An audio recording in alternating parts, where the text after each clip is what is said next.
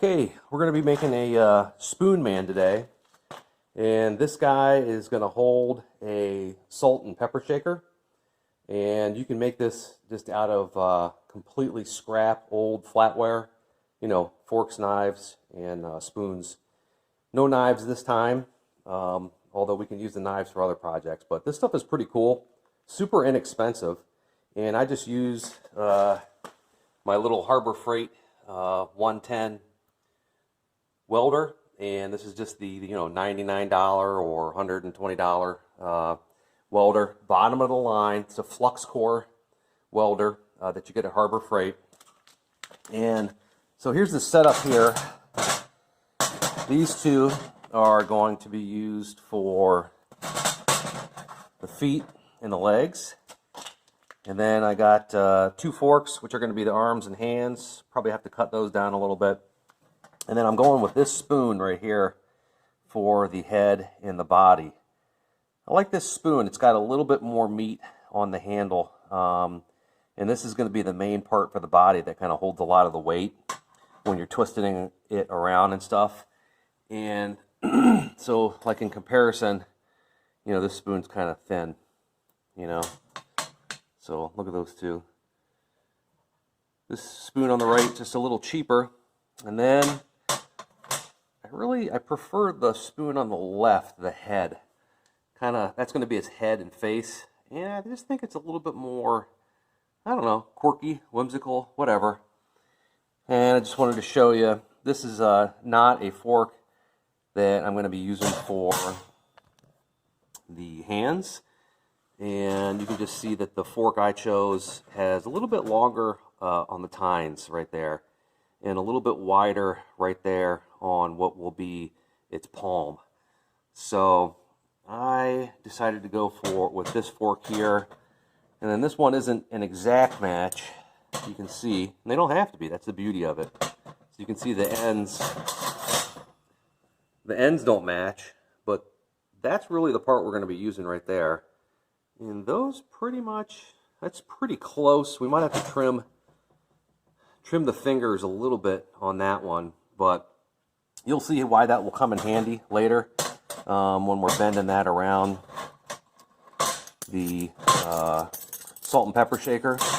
And it's just the kind of salt and pepper shaker that you might get at like the dollar store, They're glass. I like the glass ones, not the plastic. So don't go to the restaurants if they still have those at the tables and snag theirs. Those don't work so well. So that's going to be it right there. We're just going to weld it. A little tricky because it is such tight quarters, and those are kind of relatively thin metal. So you got to dial in the welder for the appropriate setting. And I like to put it on minimum for the juice over here for the power. And then put it down to low speed on how fast the flux core wire actually comes out of the end of the nozzle. So, but you'll just have to play around with that, and you'll see how it goes. But pretty interesting. It'll be really neat, and literally you can just pick something like this up almost for free. 10 cents a piece maybe at a garage sale or something. So here we go. All right, so the way I like to get going on these things is start from the bottom, and these two spoons are going to be our left and right legs. And just with an ordinary pair of pliers, nothing special at all, which is kind of customary for the stuff I like to do, inexpensive, just hobbies. What you're doing here is you're just bending the ankles, and don't be afraid to put some pressure on here. You're highly unlikely to break these spoons. They're designed to be used over time, so they're pretty sturdy. So you can bend them quite a bit back and forth. They're meant to do that. But if you do somehow put just an extraordinary amount of force on there, don't worry about it. They're crazy inexpensive. A lot of people even just throw these away, or grandma gives them to the grandkids when they go off to college or whatever, hand-me-downs, those kind of things. Everybody has just a drawer full of these old spoons, forks, and knives. So don't worry about messing up. But after you get the ankles, just go ahead and use some pliers and put some knees on the two legs and just kind of look at them and use your judgment as to which one looks good for a left leg and which one looks good for a right leg. Keep in mind that it is going to be standing on these two legs, so you want to put it down on a nice flat surface, and we're going to tack them together just to make sure they have some pretty good strength and balance.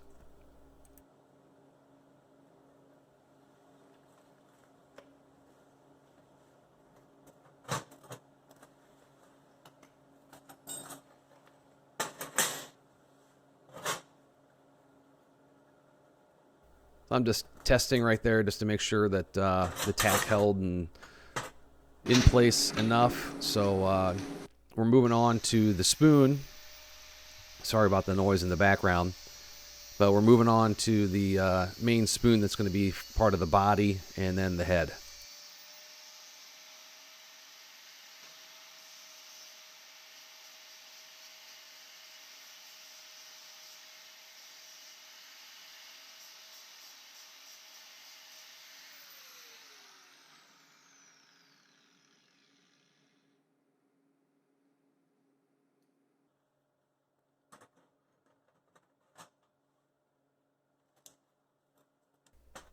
So just switching back over to the welder here.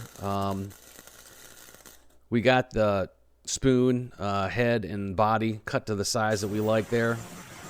And just adding a little bit more meat on the back of the two spoons, which are going to be the legs and into the waist there for strength.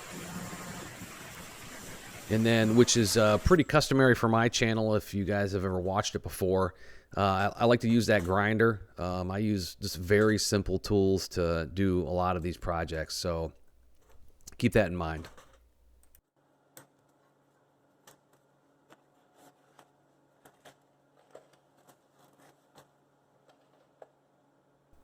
We're just lining up the body here onto where the waist is and give them a tack on either side for strength.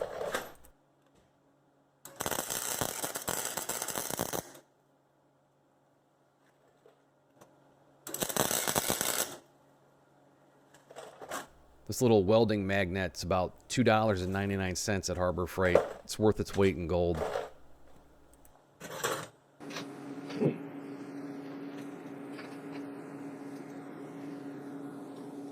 So in this area here, I'm just working on the left hand, and in my opinion, getting these arms and the fingers right is kind of the most challenging part of this whole build. It's the part that you see a lot on the finished product, and you know, it holds the salt and pepper shaker. So you want to get the fingers so they don't have like a lot of bends to them. They kind of look like they're, you know, roundish when they're holding the salt and pepper shaker. It looks nice. So, you know, take your time on those. You don't want to bust them off. You definitely don't want to do that. But it's just a matter of twisting and bending those into the right kind of like position that are going to hold the salt and pepper shaker. And then you want to put the wrist in there. There's a little twist with the two pliers. And then just kind of like holding it up to the body where the shoulders are going to be to find out exactly where you're going to need to cut them. And there's a lot of that, just holding, putting, you know, placing them, adjusting them a little bit, bending them, putting them back in place, bending them a little bit. The video here has been edited quite a bit to speed up the process, but you know, don't get frustrated if you don't bend these things perfectly the first time, because that's natural. So you might notice that the bottom tine on each side of the arm there is a little bit lower. That actually hooks onto the bottom of each salt and pepper shaker to keep it from falling down, so that's on purpose. And then what I do here is I like to give a little bit more meat for the shoulders, and I'm just cutting off, sorry about the noise, I'm just cutting off the end of the one set of arms, which was the end of either the right or the left fork, and just using that one little piece right there, just tacking it on where I think the shoulders would be. It's kind of skinny up in there, narrow where that spoon is on the neck and the shoulder area, so I like to put that extra little backer piece on there. And you got to keep in mind that, you know, this welder is pretty hot. I mean, it can burn right through, so it's okay to give it some extra meat.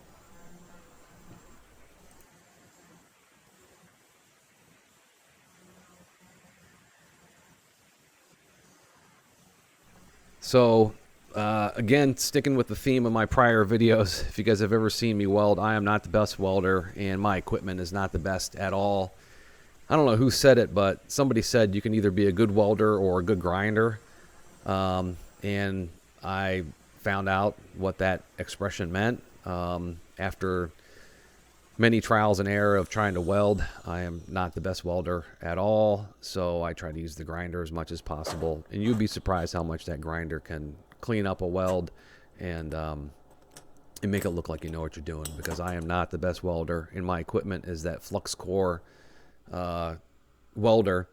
And that flux core welder, it spits out just a lot of extra slag and stuff that needs to be cleaned up anyway. So that's kind of par for the course with this stuff. So with the arms, you know, just mark accordingly where they need to be cut, and kind of add an angle there on the upper part of the arm on those forks, and reconnect the welder, tack it in place. What you're not seeing is I'm, you know, turning on and off the welder, you know, every once in a while, you know, when I'm using the grinder and then the welder, and then, you know, back and forth. So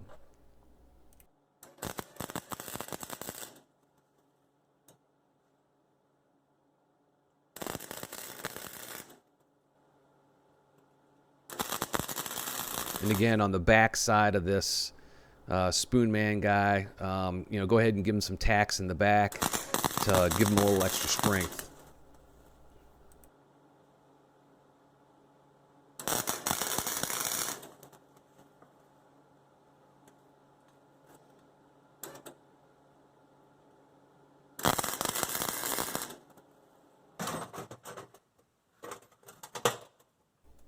Then when you got him all tacked into place and he's kind of strong, you know, you can kind of manipulate him with your own hands there to kind of put him in place. And I like to have the salt and pepper shakers out there with me when I'm doing stuff like this, because it makes it a lot easier to go ahead and, you know, test for fit.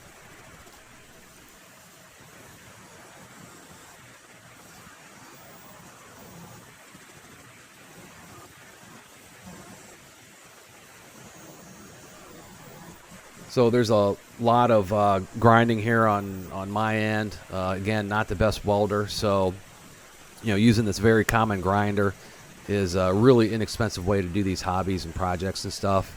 And it does a surprisingly good job. If you know, you can get pretty good at it with some practice, and serves all kinds of purpose. So I really recommend that if you don't have a grinder, go get one.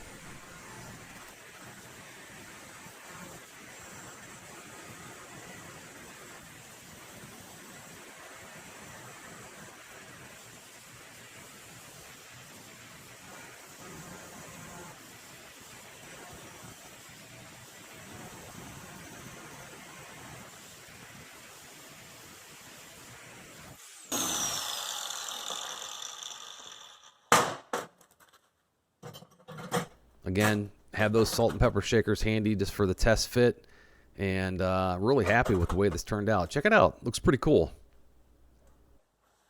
Hey, I really like putting these videos together. This is just a snapshot into some of the stuff I like to do. If you like, subscribe and hit the like button on the channel. I really appreciate the feedback, and thanks for watching the videos.